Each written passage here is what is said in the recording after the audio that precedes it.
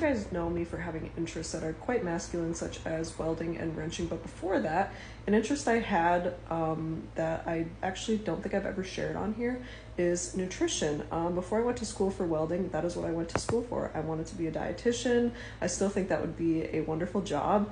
But yeah, this is one thing that I really enjoy. I just never have shared because my audience does not care about the kind of stuff, and like I don't blame you guys. But my favorite topic or like specialty in this realm is debunking common myths that people think with nutrition. For example, one off the top of my head, like, oh, you need milk to grow strong bones, you're gonna break your bones if you don't drink milk, stuff like that. Like things that we grew up hearing, or like when I see people comment like, oh, American food and chemicals, or they're putting chemicals in the food, and water is a chemical.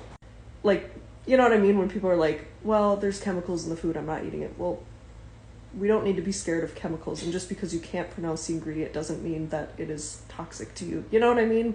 So stuff like that, the common misconceptions, and actually learning the truth behind them, and learning, you know, just what is dangerous, what isn't dangerous, you know, that carbs are not the devil for everyone.